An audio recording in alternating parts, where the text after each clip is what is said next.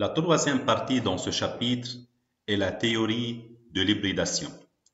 Cette théorie est pour décrire les liaisons d'un grand nombre de molécules polyatomiques. Dans cette théorie, il y a création des orbitales atomiques hybrides. L'orbital atomique hybride se forme par combinaison des orbitales atomiques d'un même atome. Par exemple, la combinaison de l'orbital atomique S avec l'orbital atomique P nous donne l'orbital atomique hybride SP. Il y a plusieurs types d'orbitales atomiques hybrides. SP, SP2, SP3, SP3D et SP3D2. Commençons tout d'abord par l'hybridation du type SP. Prenons le cas de l'hydrure de beryllium, BeH2. On va profiter de cet exemple pour expliquer plus profondément la théorie de l'hybridation. Voilà la configuration électronique de l'atome de beryllium, 1s2, 2s2. Et voici la structure de Lewis de la molécule BeH2. Cette configuration ne peut pas expliquer la formation des liaisons entre BeH d'un côté et d'un autre, car pour former ces deux liaisons, il faut que l'atome de Be possède deux orbitales identiques contenant chacune un électron, ce qui n'est pas le cas ici. Alors pour cela, on doit combiner l'orbital S avec l'orbital P de Be pour former deux orbitales identiques hybrides SP qui contiennent chacune un électron. Voilà le diagramme énergétique. 2s2 se combine avec 2p pour former deux orbitales atomiques hybrides de type sp. Au total, on a 2 électrons. Et à noter ici que le remplissage des orbitales atomiques hybrides est la même que celle utilisée dans le cas des orbitales atomiques et des orbitales moléculaires. Dans ce cas-là, on doit mettre un électron ici et un électron ici, parallèles de même spin. Les orbitales sp présentent deux caractéristiques. Chaque orbital est formé de deux lobes, un très petit et une vaste région. Pour simplifier, on va ignorer les petits lobes. Les axes des orbitales sp sont orientés 180 degrés l'un par rapport à l'autre. Chaque orbitale sp se recouvre avec une orbitale s de H pour former une liaison covalente sigma. Passons maintenant à l'hybridation sp avec des liaisons pi. Et on va prendre le cas de l'acétylène C2H2. Voilà la structure de Lewis de la molécule d'acétylène. L'atome de carbone fait une liaison covalente triple avec l'autre atome de carbone et une liaison covalente simple avec l'atome d'hydrogène. À noter ici que cette liaison est appelée sigma, la première liaison ici. La deuxième et la troisième sont appelées liaisons pi. Le carbone dans ce cas-là possède deux liaisons sigma. Alors le type d'hybridation est sp. Dans ce cas-là, S se recouvre avec l'orbital atomique P pour former deux orbitales atomiques hybrides de type sp. Voilà le diagramme énergétique et voilà la couche de valence du carbone, 2s2, 2p2. Dans le cas de carbone, un électron se déplace pour remplir la case vide ici.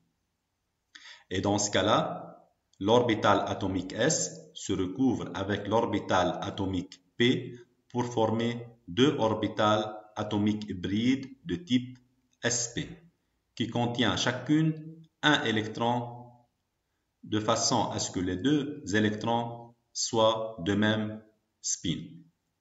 Et là, il reste les deux orbitales atomiques non hybrides Py et Pz, et dans chacune, il y a aussi un électron de même spin. Voilà, les orbitales hybrides sp sont linéaires l'un par rapport à l'autre à 180 degrés, et les orbitales atomiques non hybrides sont perpendiculaires l'un par rapport à l'autre et à ceux des orbitales sp. Voilà la structure de l'acétylène. La liaison sigma entre les deux carbones est assurée par recouvrement axial des orbitales atomiques hybrides sp-sp. Également, les liaisons sigma entre C et H d'un côté et d'un autre sont assurées par recouvrement axial des orbitales atomiques hybrides sp et l'orbital atomique S de l'hydrogène. Également, les liaisons pi entre les deux carbones sont assurées par recouvrement latéral des orbitales atomiques non hybrides Py et Pz.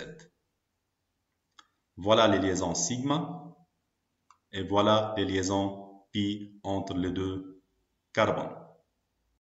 Passons maintenant à l'hybridation sp2. On va prendre la molécule de BH3. Le bore dans la molécule de BH3 fait 3 liaisons covalentes simples avec 3 atomes d'hydrogène.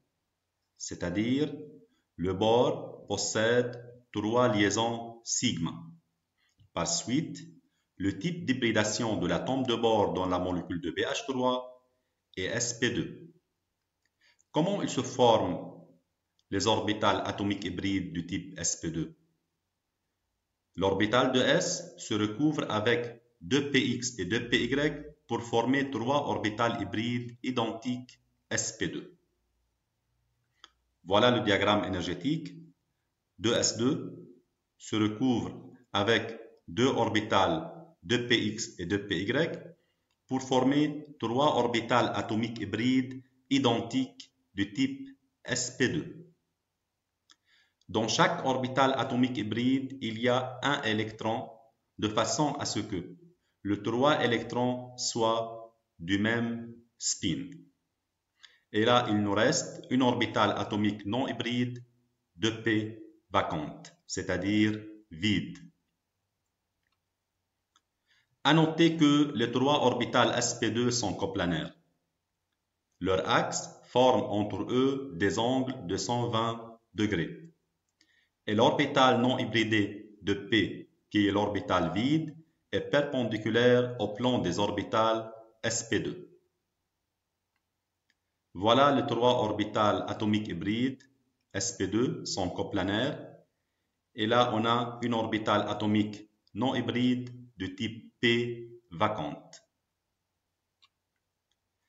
Chaque orbitale atomique hybride sp2 de bord se combine avec une orbitale atomique S d'un atome d'hydrogène pour former une liaison covalente simple sigma. Pareil ici et pareil ici. À noter que l'orbitale P vacante est responsable des propriétés acides de BH3. Une petite remarque, il s'agit de principe de conservation des nombres des orbitales. Lorsqu'on a combinaison d'une orbitale S avec une orbitale P d'un même atome, on obtient 2 orbitales hybrides sp. Lorsqu'on a combinaison d'une orbitale S avec 2 orbitales P d'un même atome, on obtient 3 orbitales atomiques hybrides sp2, c'est-à-dire on a conservation des nombres des orbitales. Passons maintenant à l'hybridation sp2 avec des liaisons pi. On va prendre l'éthylène, C2H4. Chaque carbone dans la molécule de C2H4 fait une liaison covalente double avec l'autre carbone et deux liaisons covalentes simples avec deux atomes d'hydrogène. C'est-à-dire, chaque carbone dans l'éthylène possède 3 liaisons sigma et une liaison pi. Par suite, le type d'hybridation de chaque carbone est sp2. L'orbital S se recouvre avec deux orbitales de type px, py pour former 3 orbitales atomiques hybrides de type sp2. Dans chaque orbital atomique hybride, il y a un électron de façon à ce que les 3 électrons soient du même spin. Et là, il nous reste une orbitale atomique non hybride px qui contient un électron. Voilà les 3 orbitales atomiques hybrides sp2. Et là, on a l'orbital atomique non hybride p. Et voilà, la liaison entre les deux carbones est assurée par recouvrement axial entre deux orbitales atomiques hybrides de type sp2. Et les 4 liaisons ici et ici entre les carbones et les 4 hydrogènes est assurée par recouvrement axial entre l'orbital atomique hybride sp2 et l'orbital atomique s de l'hydrogène. Et là, dans la molécule de C2H4, on a 5 liaisons sigma. Et la liaison pi entre les deux carbones dans C2H4 est assurée par recouvrement latéral entre les deux orbitales atomiques non hybrides PZ. Passons à l'hybridation de type sp3. On va prendre le méthane, CH4. Dans le méthane, le carbone, l'atome central, fait 4 liaisons covalentes simples avec 4 atomes d'hydrogène. C'est-à-dire, le carbone possède 4 liaisons sigma. Par suite, le type d'hybridation de l'atome de carbone dans CH4 est sp3. Comment il se forme l'orbital atomique hybride de type sp3? Elle se forme par combinaison d'une orbitale s avec 3 orbitales de type p. Par suite, on obtient 4 orbitales atomiques hybrides de type sp3.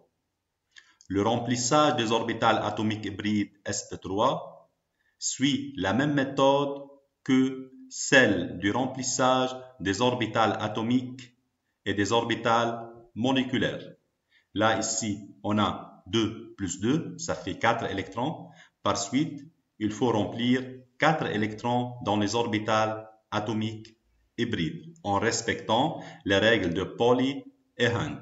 Par suite, on obtient un électron dans chaque orbitale atomique hybride sp3 de façon à ce que les 4 électrons soient du même spin. Voilà la structure de CH4. Les liaisons sigma entre C et les 4 atomes d'hydrogène sont assurées par recouvrement axial entre l'orbital atomique hybride et l'orbital 1s des atomes d'hydrogène. Prenons autre exemple. On va prendre le cas de NH3. Dans la molécule de NH3, l'atome d'azote N fait 3 liaisons covalentes simples avec 3 atomes d'hydrogène. L'azote dans cette molécule possède 3 liaisons sigma. Et encore, il possède un doublet électronique libre, c'est-à-dire le type d'hybridation de l'atome d'azote dans NH3 et sp3. Voilà le diagramme énergétique. 2s2 se recouvre avec 3 orbitales de type P, Px, Py, Pz pour former 4 orbitales atomiques hybrides de type sp3. Là, au total, on a 5 électrons, donc on doit remplir 5 électrons dans les orbitales atomiques hybrides sp3. Et par suite, on obtient une orbitale atomique hybride pleine qui correspond au doublet libre de l'atome d'azote. Et les liaisons sigma entre l'atome d'azote et les 3 atomes d'hydrogène sont assurées par recouvrement entre les orbitales atomiques hybrides sp3 et les orbitales s des atomes d'hydrogène. Et voilà la structure de NH3. On a le 3 orbital hybride sp3 et là, la 4e orbitale hybride sp3 qui est pleine, qui correspond au doublet libre sur l'atome central N. Prenons encore le cas de l'eau, H2O. Dans la molécule de H2O, l'oxygène fait 2 liaisons covalentes simples avec 2 atomes d'hydrogène. L'oxygène possède en plus de 2 liaisons sigma 2 doublets libres. Par suite, le type d'hybridation est aussi sp3. Voilà, on aura formation de 4 orbitales atomiques hybrides sp3 par recouvrement entre 2s2 et 3 orbitales px, py et pz. Lorsqu'on remplit les 4 orbitales atomiques hybrides en respectant les règles de Pauli et Hunt, on obtient 2 orbitales atomiques hybrides sp3 pleines qui correspondent aux 2 doublets libres qui se trouvent sur l'atome central O dans la molécule d'eau. Et les liaisons sigma entre l'oxygène et les hydrogènes sont assurées par recouvrement entre sp3 et l'orbital s de l'hydrogène. Passons maintenant à l'hybridation de type sp3d. Prenons le cas de pentachlorure de phosphore PCl5. Dans cette molécule, le phosphore fait 5 liaisons covalentes simples avec 5 Cl. Par suite, P possède 5 liaisons sigma. Et par suite, le type d'hybridation est sp3d. Comment il se forme sp3d? Elle se forme par combinaison d'une orbitale s avec 3 orbitales p et une orbitale d. Et par suite, on obtient 5 orbitales du type sp3d. Dans chaque orbitale, on a un électron de façon à ce que les 5 électrons soient du même spin. Voilà la structure de PCl5. Chaque orbitale sp3d assure une liaison PCl. À noter ici que PCl5 est du type AX5 et la géométrie est bipyramidale trigonale. Finalement, prenons l'hybridation sp3d2. On va prendre comme exemple l'hexafluorure de soufre, SF6. Dans cette molécule, le soufre fait 6 liaisons covalentes simples avec 6 atomes de fluor. C'est-à-dire, le soufre possède 6 liaisons sigma. Par suite, on a l'hybridation de type sp3d2 qui se forme par combinaison d'une orbitale s avec 3 orbitales p et 2 orbitales d, comme on voit ici dans le diagramme énergétique. Et par suite, on obtient 6 orbitales sp3d2. Dans chaque orbitale, on a un électron de façon à ce que les 6 électrons soient du même spin. Et voilà la structure de SF6. Chaque orbitale sp3d2 assure une liaison SF. La géométrie de cette molécule est octaédrique et la catégorie est AX6. Merci pour votre attention.